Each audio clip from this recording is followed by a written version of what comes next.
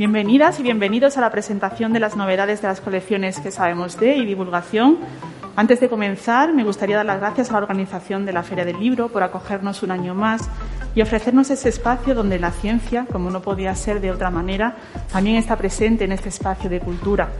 ¿Qué sabemos de y divulgación? Son dos colecciones que hacemos en el Consejo Superior de Investigaciones Científicas a través de su área de cultura científica y de su editorial, junto con la editorial Catarata.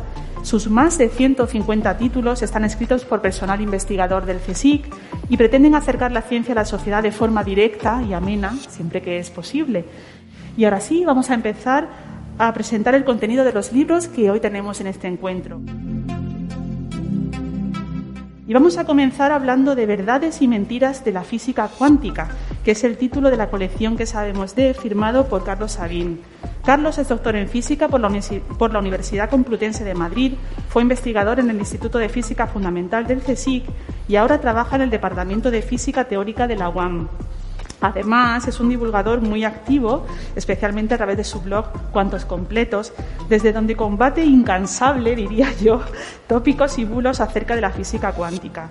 Precisamente en este libro, Carlos trae, y cito, malas noticias para quienes creen que la física cuántica es una manera de escapar a las leyes de la física y entrar en un mundo nuevo donde todo está permitido, todo es impredecible y la realidad puede modificarse a voluntad. Buenos días, Carlos, y muchas gracias por acompañarnos. Buenos días, muchas gracias. Bueno, si te parece, vamos a comenzar por los tópicos que desmontas en el libro, porque eso de que el gato está vivo y muerto a la vez no es del todo cierto, ¿verdad? Sí, no, efectivamente. Bueno, ese es uno que está muy de moda ahora, ¿no? Esto de decir, no, el no sé qué de Schrödinger, ¿no? Casi con cualquier excusa, ¿no? Yo estoy harto de verlo en las columnas de prensa y tal, y entonces al final parece que la física cuántica va de eso, ¿no? Es una cuestión que supongo que será alguna rama de la veterinaria o algo así, que se ocupa de la esperanza de vida de los gatos o esas historias, ¿no? Entonces, mucha gente, pues, prácticamente la única noción que tiene sobre la física cuántica, pues, es este chascarrillo del gato de Schrödinger, ¿no? Entonces es uno de los que más interés tenía en combatir. Y bueno, el mensaje es directo, es que la física cuántica no tiene absolutamente nada que decir sobre un gato, sea de Schrödinger o de cualquier otro. ¿Qué otros falsos mitos tienes en el libro explicados? Pues bueno, hay muchos. Uno de los que más me preocupaba también, pues es esta cosa que a veces decimos de que, bueno, pues como estabas diciendo en la introducción, ¿no? Que el observador puede modificar la realidad, ¿no? Y bueno, eso, pues en el mejor de los casos es una completa tergiversación del principio de incertidumbre de Heisenberg. Y me preocupaba un poco desmentirlo porque, bueno, pues es una cosa que he visto que usan incluso pues estos desaprensivos que se dedican a la pseudociencia, ¿no? Y a las terapias pseudocientíficas y cosas así, ¿no? Que te dicen que básicamente que te puedes curar de cualquier enfermedad, pues concentrándote mucho y pensando en tus sentimientos y todos estos rollos, ¿no? Porque como en la física cuántica tú puedes cambiar la realidad a voluntad, ¿no? Pues entonces, ¿por qué no te vas a poder curar de un cáncer y tal? Entonces ese es uno de los que me parecían más nocivos y que tenía mucho interés en desmentir. Maravilloso y fascinante y tal sería que los electrones fueran como yo, pero en pequeñito, ¿no? O sea, un señor así pequeñito y tal, no. Es decir, el hecho de que la física cuántica tenga reglas distintas a las de la física clásica quizá no es tan extraordinario y desde luego no tiene nada de mágico ni fascinante, como se dice. Bueno, fascinante tal vez sí, si te gusta, ¿no? Pero estas cosas y por supuesto no es misterioso ni nada parecido. Bueno, el término entrelazamiento cuántico también da para mucha literatura. Bueno. y es otro de los términos que explicas en el libro. En breve, ¿en qué consiste este fenómeno? El entrelazamiento cuántico, pues en sistemas de física cuántica en los que tienes más de una parte, digamos, pensemos, por ejemplo, pues 2 electrones, ya que hemos mencionado el electrón, 2 electrones. Entonces, en estos sistemas, bajo determinadas circunstancias, normalmente también de laboratorio, uno puede conseguir que estos 2 sistemas, a pesar de que no haya, digamos, fuerzas directas entre ellos que provoquen una serie de efectos, pues aparecen, por el mero hecho de ser sistemas de física cuántica y estar en unas determinadas condiciones, tienen unas correlaciones, o sea, unas relaciones entre los resultados de las medidas que haces sobre ellos que no se pueden conseguir con sistemas clásicos. Sistemas clásicos quiero decir no cuánticos, básicamente, ¿no? Con las otras partes de la física uno no puede conseguir, sin introducir, digamos, relaciones directas entre las partes, no puede conseguir unas correlaciones estadísticas tan fuertes. Esto dicho así tampoco parece tan... Claro, lo que pasa es que normalmente se presenta con todo también una cosa así misteriosa, se pone una música así tenebrosa y tal, y entonces te cuentan una serie de cosas normalmente falsas, como que la información viaja instantáneamente, etcétera, lo cual es falso y tal. En realidad, bueno, el enlazamiento cuántico es una cosa que es una propiedad interesante de la física cuántica, pero su interés real está más bien en las aplicaciones a las que puede dar lugar por ser una cosa que no se puede hacer con otros sistemas. Pero no hay nada tampoco allí, digamos, misterioso ni mágico. Recuerdo hace unos años, no muchos, en este mismo espacio, que presentando un libro de física, alguien del público preguntó por el ordenador cuántico. Y el investigador respondió hablando en términos a muy, muy largo plazo. Pero lo cierto es que todo eso se ha acelerado y bueno, hoy parece que la tecnología ya está aquí. ¿Cómo funciona un ordenador cuántico, Carlos? Bueno, pues sí, precisamente un ordenador cuántico explota algunas de esas propiedades distintas de la física cuántica, sobre todo el entrelazamiento cuántico, o sea, esas relaciones tan fuertes entre los sistemas, pues se pueden explotar o usar para realizar cálculos muy complicados que ordenadores clásicos ahora mismo les llevaría muchísimo tiempo, tanto que el cálculo pues sería inútil, ¿no? Planteárselo incluso a estos supercomputadores con muchos ordenadores unidos y tal. Entonces es usar las propiedades de la física cuántica para hacer cálculos concretos y complicados más rápidos. Y entonces, efectivamente, en los últimos años, o sea, la posibilidad teórica de que esto se podía hacer es conocida desde hace décadas, pero, bueno, pues digamos que solo los que estábamos un poco en el campo éramos conscientes de eso. Para los demás es muy probable que pareciera una cosa como muy lejos de la realidad. En los últimos años ha habido una inversión muy fuerte por parte de grandes empresas y gobiernos y eso es lo que ha acelerado que el ordenador cuántico esté mucho más cerca de ser una realidad tecnológica relevante ahora mismo, ¿no? Bueno, justo ahí va a ir, ¿no? Empresas como IBM, Intel y Google, bueno, mantienen una carrera frenética, ¿no? Por ver quién llega antes a ese desarrollo y también los gobiernos se suman a esa competición. ¿Por qué se está apostando tanto? ¿Qué potencialidades tiene para que realmente haya ese interés y esa inversión tan alta en el desarrollo? Digamos que está la promesa teórica de que, pues eso, cálculos que van más allá de las capacidades de incluso lo mejor que puede hacer hoy un ordenador clásico, incluso juntando estos supercomputadores donde se ponen un montón de procesadores a trabajar a la vez. Bueno, digamos que la computación convencional está muy cerca de haber llegado a sus límites, porque básicamente ellos lo que han hecho ha sido aumentar la capacidad de los ordenadores en base a reducir el tamaño de los componentes, ¿no? Pero eso ya tiene unos límites porque precisamente si lo reduces demasiado entras en el terreno de la física cuántica y tus ordenadores dejan de comportarse de la manera que tú esperabas, ¿no? Por tanto dejan de ser útiles. Es decir que la computación convencional está, digamos, llegando a una frontera y la impresión es que la única manera, o una de las maneras, digamos, más evidentes de pasar más allá de esa frontera, pues es precisamente usar las propiedades de la física cuántica. Entonces, bueno, con el boom que hay ahora, por ejemplo, de la inteligencia artificial, etcétera, bueno, pues yo entiendo que estas grandes empresas, Google, etcétera, ven una promesa ahí de que pueden mejorar sus ya muy potentes algoritmos y patrones de reconocimiento de imágenes, etcétera, con sistemas que ahora usarían la física cuántica. Pues muchas gracias, Carlos. Lo vamos a dejar aquí y luego retomamos para hablar un poquito más del libro. Muy bien. Y vamos a pasar de la física a la filosofía. Decía Heidegger que pensar, lo que se dice pensar, solo es posible en griego y en alemán. Esto nos llevaría a la conclusión de que no es factible la existencia de un pensamiento filosófico en nuestro idioma. Una afirmación con la que creo que no está del todo de acuerdo Reyes Mate, autor del libro Pensar en español. Reyes es profesor de investigación ad honorem del CSIC en el Instituto de Filosofía. Fue el primer presidente del patronato del Instituto de Filosofía y luego su director. Dirigió el proyecto Enciclopedia Iberoamericana de Filosofía y es autor de numerosas obras como La razón de los vencidos, Memoria de Occidente o Medianoche en la historia. Además, interviene en el programa de televisión española La aventura del saber, que creo que además venías de grabar justo hoy, titulado Pensamiento en español. Reyes, muchísimas gracias por estar aquí con nosotros. Muchas gracias por la invitación. Bueno, el título del libro ya es bastante contundente. Desde luego tú defiendes que se puede pensar en español y en este texto explicas los factores que justifican la posibilidad de ese pensamiento. ¿Cuáles son, Reyes? Bueno, preguntarse qué significa pensar en español, digamos que es una rareza y por eso agradezco tanto que el CSIC y la editorial Catarata aceptaran un libro que fuera la respuesta a esta pregunta, ¿no? Y estoy mirando aquí a Pilar Tijeras, que fue la culpable. Digo que es una rareza porque a un alemán jamás se le ocurriría preguntarse qué significa pensar en alemán.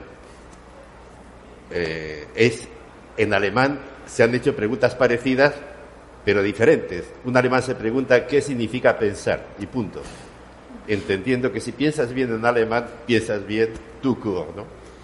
Y por eso es una rareza la pregunta. Y sin embargo tiene mucho sentido preguntarse qué significa pensar en español por dos razones. La primera porque corre el bulo, ¿no?, de que solamente se puede pensar bien en griego o en alemán, ¿no? Eso se lo creen los alemanes, ¿no?, desde siempre. No solamente Heidegger.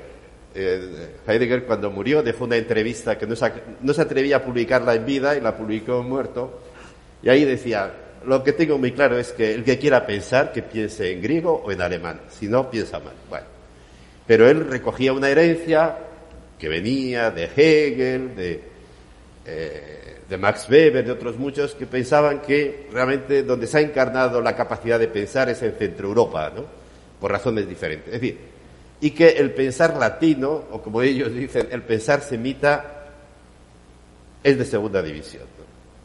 Entonces, bueno, existe ese prejuicio en el mundo, sobre todo en Europa, y había otra razón, ¿no?, por la que valía la pena hacerse la pregunta, y es que nosotros nos lo hemos creído.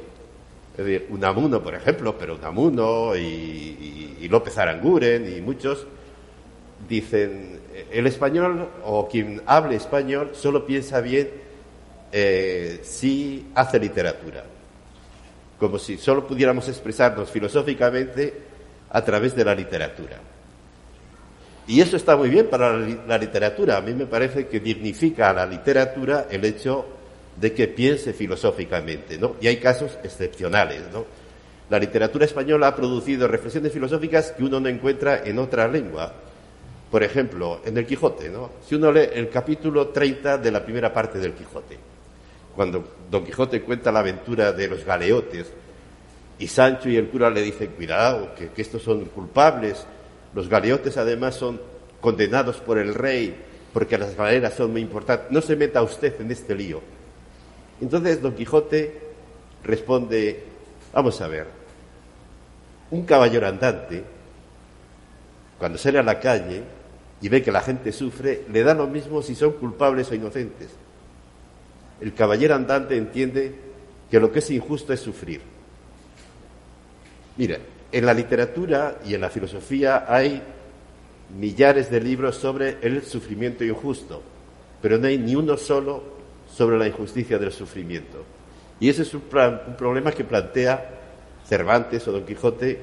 En fin, y podríamos hacer muchos ejemplos de la densidad filosófica de la literatura española, en español, ¿no?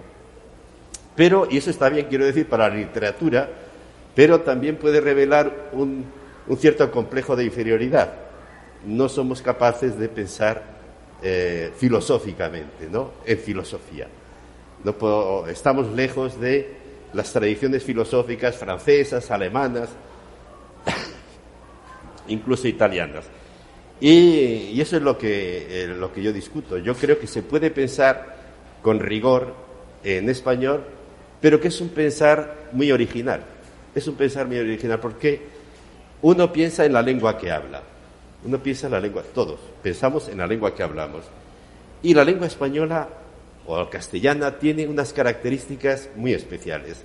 No, yo enumero 3, y eso condiciona la forma de pensar.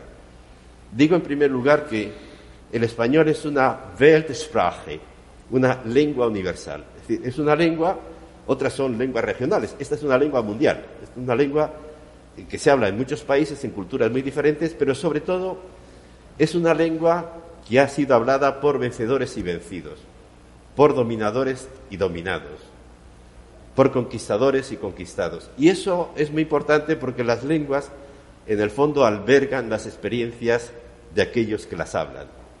Es decir, tenemos una lengua muy conflictiva interiormente, y eso da mucha riqueza al pensamiento, porque hace que si nos planteamos un problema nosotros, no podamos ir, como van muchas otras lenguas, hacia soluciones muy consensuadas, como si lo consensuado, lo generalizado, lo aceptado, fuera la verdad. Nosotros tenemos una lengua que nos obliga a pensar interpelando. Y eso, no tenemos tiempo, pero supone, dentro de lo que es hoy el pensamiento filosófico, una novedad muy notable, porque el pensamiento filosófico dominante va hacia eso, hacia el consenso, la deliberación, los acuerdos, el diálogo. La nuestra es una lengua muy interpelativa en ese sentido. Y esa es la primera característica. La segunda es que es una lengua que hablamos porque ha acallado a otras muchas. Es una lengua que ha provocado muchos silencios. En español, en España, el castellano pues acalló al árabe y al hebreo. Y en América Latina a las lenguas autóctonas. ¿Esto qué significa? Que solo podemos pensar bien si, además de decir lo que sabemos, dejamos paso al silencio de lo que no sabemos. Sí, es una lengua en la que el pensamiento tiene que remitir al silencio. Y no hay tiempo para entrar en estos detalles, pero es una originalidad, una singularidad de nuestra lengua. Y hay una tercera, por ir rápido, y es que es la mirada del sur, lo que yo llamo la mirada del sur. La mirada del sur. Eso es una expresión que tomé de Saramago. Saramago tiene una novela que se llama La balsa de piedra, en la que la península ibérica se desgaja por los Pirineos, ¿no? Se suelta y empieza a navegar tranquilamente hacia el sur. Y es un viaje para descubrir el sur. Lo que no descubrimos hace 5 siglos lo quiere descubrir la balsa de piedra hoy. Y esta idea del sur es también una idea muy presente en Albert Camus. Camus, para entender cómo era aquella Europa de la posguerra, y sobre todo la diferencia entre Alemania y el resto, pues hablaba de la cultura nórdica y de la cultura sur. Él hablaba de la cultura de Midi, mediterránea, sureña, y la cultura de Mini, que es la cultura nórdica. Y frente a ideas como las de Heidegger, que Heidegger oponía siempre, decía la capacidad, la profundidad de la mirada del norte, dice, a la palabrería del sur, ¿no? Por eso acabó siendo hitleriano, seguramente. Y entonces Camus profundiza mucho y cuenta historias que no tengo tiempo ahora de contar, pero que revela muy bien esa diferente mirada. La mirada del sur es una mirada compasiva, es una mirada muy realista, y por eso él dice, la mirada del sur lleva a lo que él llama la revolte, la rebelión, mientras que la mirada norteña lo que provoca son revoluciones, que son ideológicas, ¿no? Y hay una diferencia entre la revolte y la revolución, y en fin, esas serían las 3 características de un pensar en español que forma parte de un capítulo del libro, ¿no?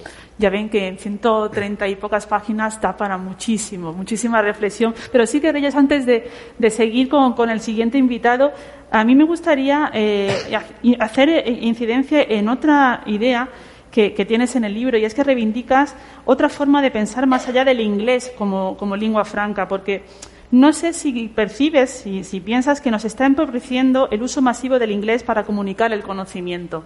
Sí, sobre esto del inglés hay que hacer una reflexión.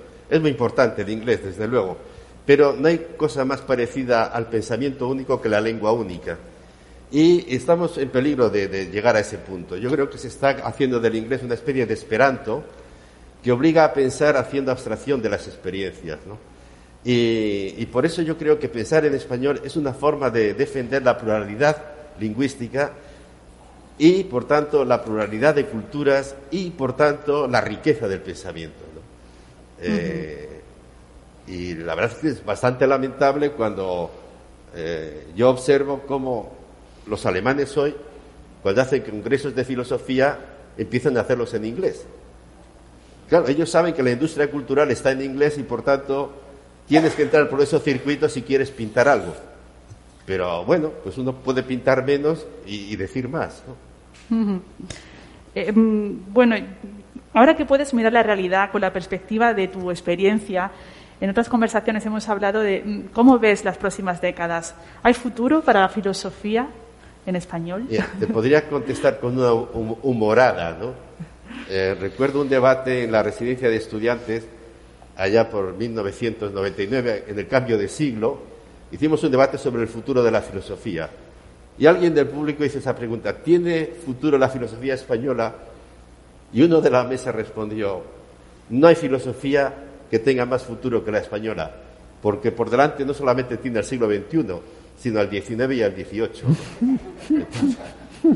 Entonces, naturalmente que tiene futuro la filosofía, precisamente por lo que acabo de decir, porque hay una querencia en este momento a renunciar, digamos, a los matices, a la riqueza, a la pluralidad y a la diversidad, en función del éxito y en función también de la contabilidad, porque, claro, para que te contabilicen la producción científica tienes que entrar por unos caminos, y eso significa renunciar a eso, a los matices, a la diferencia, a la pluralidad, y yo creo que es ahí donde un pensar en español tiene que hacerse fuerte.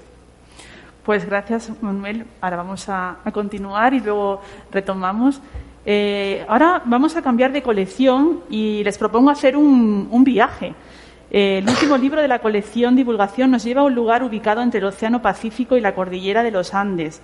Allí se encuentra Atacama, el desierto cálido más árido del mundo. Ocupa un territorio de unos 178.000 kilómetros cuadrados y en esta inmensa extensión hay lugares donde no llueve en años, incluso en décadas. Las temperaturas oscilan unos 30 grados entre el día y la noche y la radiación solar es implacable. A pesar de las condiciones climáticas tan extremas, en este desierto se han descrito miles de especies de plantas y el investigador del Centro Nacional de Biotecnología del CSIS, Carlos Pedrós, nos invita a descubrir en el libro las plantas de Atacama, el desierto cálido más árido del mundo. Carlos Pedrós Alió es doctor en Ciencias Biológicas por la Universidad de Wisconsin-Madison y profesor de investigación del CSIC. Ha trabajado en el Instituto de Ciencia del Mar de Barcelona y actualmente está en el Centro Nacional de Biotecnología de Madrid. Además de su extenso currículum como investigador, ha publicado otros libros de divulgación como La vida al límite, de la colección Que sabemos de, o Bajo la piel del océano, y artículos divulgativos en revistas como Metode o El Cultural. Carlos, muchas gracias por acompañarnos. Un placer. Bueno, según dices en tus páginas, este libro nace de la curiosidad, que es uno de los motores que mueven a quien se dedica a la investigación. De tus reiterados viajes a Atacama surgieron preguntas y las respuestas conforman un poco esta publicación. Cuéntanos, ¿cómo fue ese proceso? Le pediría a la audiencia que se fijen en esta imagen y me digan si no parece Marte. En las conferencias suelo poner esta diapositiva y luego una de Marte de verdad y preguntar a la audiencia cuál es cuál. Y no todo el mundo acierta, ¿eh? No todo el mundo acierta. Realmente es un lugar muy extremo. Y yo soy microbiólogo y estudio la ecología de los microorganismos. Es decir, estudio el Serengeti en una gotita de agua. Claro, aquí no hay agua, pero sí que hay ese Serengeti minúsculo. De hecho, Atacama es el paraíso del ecólogo microbiano, porque hay ambientes como salares, en los que las condiciones de salinidad son extremas, hay fuentes termales en las que el agua sale a la temperatura de ebullición, hay esos suelos expuestos a una radiación solar intensísima y sin agua, y sin embargo mis bichos, los microorganismos, están ahí y tienen unas propiedades que muchas veces son muy prácticas y muy útiles para distintas cosas. Entonces, hace 20 años empecé a colaborar con mis colegas de la Universidad Católica del Norte, en Antofagasta, justamente para estudiar estos microorganismos. Pero entonces, no sé, un día, en una pequeña rambla así que estaba seca, vi que había un arbusto y que tenía flores. Y pensé, ¿pero qué está haciendo esta maldita planta en mi desierto, donde solamente son capaces de vivir los microorganismos? Claro, uno empieza a mirar y se da cuenta de que hay lugares en los que hay plantas, ecosistemas, incluso árboles. Y entonces eso me entró una pasión por aprender quiénes eran, cómo vivían y cómo se adaptaban a estas circunstancias. Claro, porque ahora vamos con otro tópico que también desmontamos. Esas colecciones son muy de desmontar tópicos. Pero es verdad que si nos piden que pensemos en la vegetación de un desierto, enseguida va a venir a nuestra mente una imagen de un cactus. Pero en Atacama hay mucho más que eso. De hecho, explicas que hay descritas unas 2.500 especies vegetales. Y yo me pregunto, ¿cómo son esas plantas? Porque creo que hay hasta bosques en Atacama. Efectivamente, o sea, obviamente la clave es el agua. Entonces, la historia es cómo cada planta es capaz de conseguir el agua de una forma o de otra. Entonces, están las plantas que consiguen la lluvia vertical. Cuando hay un fenómeno del Niño, por ejemplo, o a veces en el invierno así, cae una lluvia, entonces las plantas pueden aprovechar el agua y crecer y demás. Hay otras que utilizan la lluvia invertida, que son capaces de llegar en algunos lugares con las raíces a la capa freática y así tienen agua todo el año, a pesar de que en la superficie hay un desierto que parece absoluto. Y hay otras que beben la lluvia horizontal, porque la corriente de Humboldt y la meteorología del Pacífico generan a una cierta altura, 900.000 metros, una niebla que incide en la cordillera de la costa, y a esa altura esa niebla es suficiente para dar humedad a las plantas que viven en los que se llaman poéticamente oasis de niebla. Bueno, volvamos a los cactus, a los que también dedicas, como no podría ser de otra forma, un capítulo completo del libro. ¿Cómo se las apañan para conseguir sobrevivir a estas especies en un lugar tan hostil? Porque creo que las estrategias que desarrollan son sorprendentes. Efectivamente, los cactus son el epítome de la planta del desierto, ¿no? No puede haber una película del oeste sin un saguaro o dos, es impepinable. Y la verdad es que tienen muchísimas adaptaciones para conservar el agua. Por ejemplo, tienen ese tallo en forma de acordeón que se puede hinchar cuando hay agua e irla consumiendo poco a poco. No tienen hojas, que son las que pierden más agua por transpiración, sino que tienen espinas. Tienen una serie de adaptaciones metabólicas, morfológicas y demás que les permiten ser muy resistentes. Pero a mí casi lo que me sorprendió más, o sea, yo esperaba encontrar algún cactus en el desierto. Lo que más me sorprendió fue encontrar otras plantas que no son cactus, margaritas, pensamientos, yo qué sé, un montón de plantas que uno las ve y parecen muy delicadas, no ven esa robustez del cactus, ¿no? Y sin embargo también están adaptadas a esa zona. Uh-huh. De hecho, el desierto florido es uno de los fenómenos, a mí me ha resultado muy, muy llamativo, y sucede en Atacama y además ocurre solo en contadas ocasiones. ¿En qué consiste ese fenómeno, Carlos? Este caso es el que comentaba de la lluvia vertical. Normalmente no llueve. En Iquique, por ejemplo, llueve menos de 1 milímetro al año.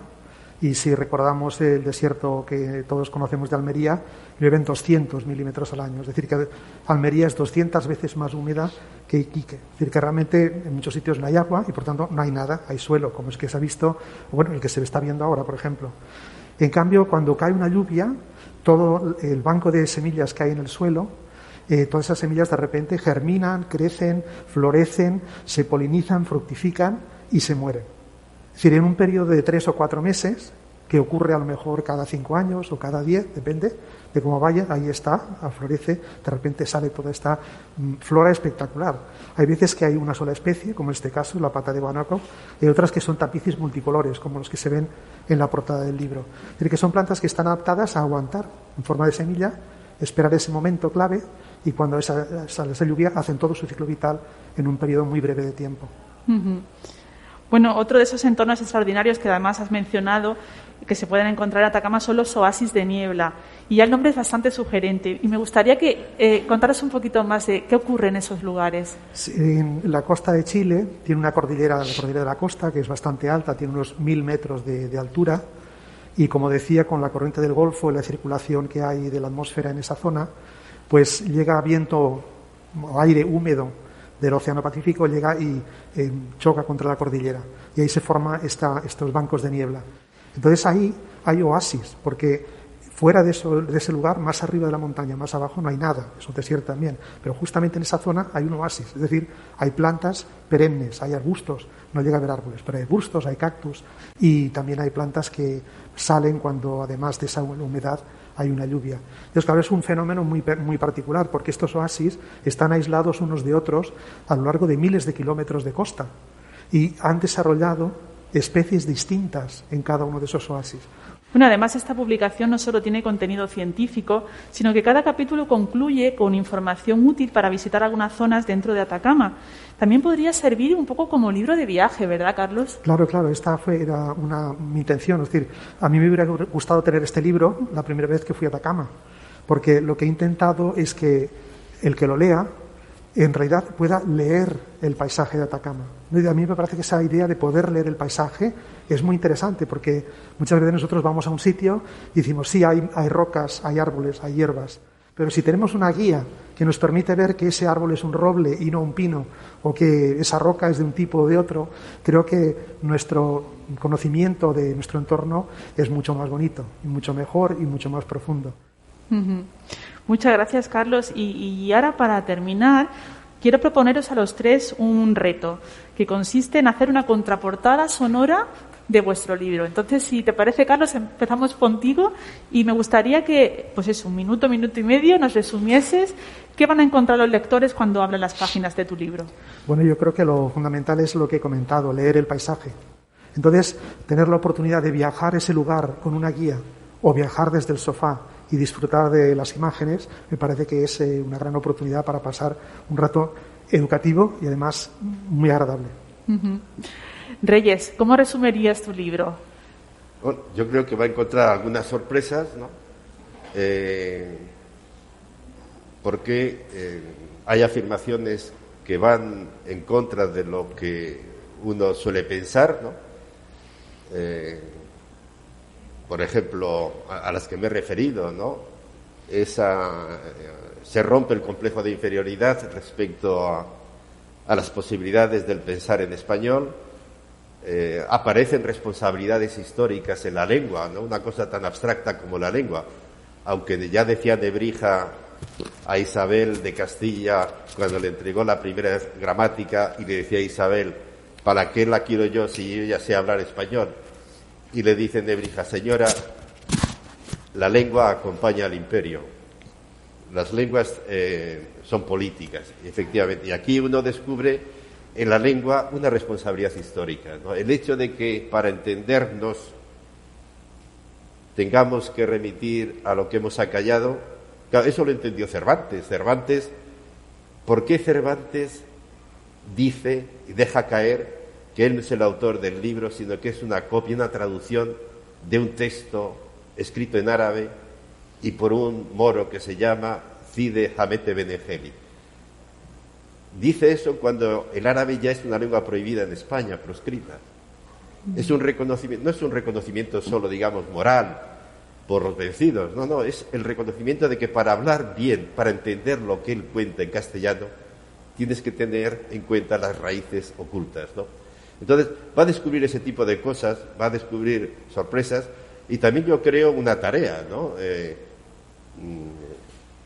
El español no es una lengua que hablemos en España, es una lengua que tiene muchos hablantes. Y yo creo que las posibilidades que tiene esa lengua están por descubrir. Es decir, las posibilidades que tiene esa lengua, si todos los que la hablamos entendemos que somos una comunidad y por tanto tenemos empresas juntos por delante, pues abre unas posibilidades que están por descubrir porque realmente no son efectivas, ¿no? No están en marcha. Y Carlos, ¿cuál sería tu contraportada sonora de Verdades y Mentiras de la Física Cuántica?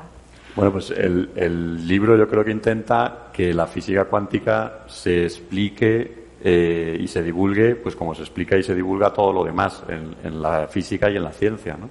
Normalmente se intenta divulgar para que las cosas se entiendan, para comunicarnos entre nosotros, para que el lector en fin, sea capaz de llevarse algo que antes no tenía, ¿no? No se le rodea de una parafernalia semi-mística y oscurantista que parece que es un sumo sacerdote comunicando una verdad revelada que no. Entonces, es un intento de que la física cuántica, insisto, se explique como todo lo demás, o sea, de manera que el lector pueda entender algo y no quedarse más confundido de cómo empezó, que es lo que me suele pasar a mí cuando leo cosas de divulgación en física cuántica, que sales más confundido a la salida que a la entrada. Entonces intenta de manera sencilla e intentando lanzar mensajes que sean claros y no ambiguos, explicar qué es realmente la física cuántica. Y hay una idea que creo que a lo mejor no solo es relevante para la física cuántica, sino que es un poco más general, que es que pues en los tiempos actuales, con las redes sociales, con estas cuestiones, pues ya no solo hay que intentar explicar las cosas, decir lo que las cosas son, sino que también, y a lo mejor sobre todo, tienes que también molestarte en decir lo que las cosas no son, porque tienes que combatir contra toda una serie de discursos, porque si no, tu mensaje va a quedar como que es otro más, ¿no? Es decir, bueno, este señor dice esto, los otros dicen esto y tal, ¿no? Entonces tienes que también que molestarte en primero, intentar deshacer todos esos malos entendidos y todos esos mitos que hay, en este caso sobre la física cuántica, pero imagino que la cuestión es más general. Bueno, pues muchísimas gracias a los tres. Nosotros desde la colección que sabemos de divulgación seguiremos aportando nuestro granito de arena para seguir fomentando la cultura científica, para que esos sumos sacerdotes tengan la menos credibilidad posible. Y feliz lectura a todos. Muchas gracias.